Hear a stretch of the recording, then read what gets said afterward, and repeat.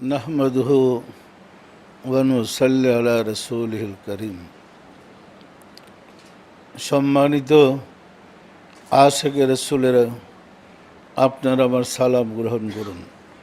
আসসালামু আলাইকুম ওয়া রাহমাতুল্লাহি ওয়া বারাকাতুহু।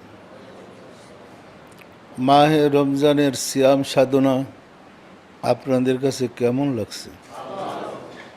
কষ্ট হয়?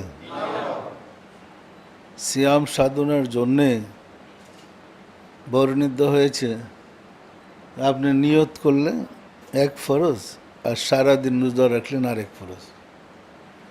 সুতরাং বোঝা যায় আপনার নিয়তটাকে শুদ্ধ করতে হবে। পরিশুদ্ধ নিয়ত ছাড়া পরিশুদ্ধ রোজা হয় না।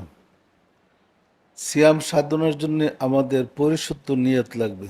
আপনি যে সেহরি খেতে উঠছেন, কিসের জন্য? সেহরি খান কিসের জন্য? এটা কি আল্লাহ জানে না?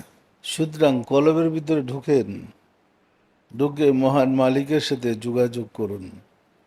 আপনার যাবতীয় কর্ম মহান রাব্বুল আলামিন দেখেছেন, শুনেছেন। সুতরাং সিয়াম সাধনার মাঝে আমাদেরকে উত্তমভাবে ধ্যান সাধনা করতে হবে। যে যত বেশি ধ্যান সাধনা করতে সক্ষম হবেন, সে তত সহজে মঞ্জিলে মকসুদে বুঝতে পারবেন।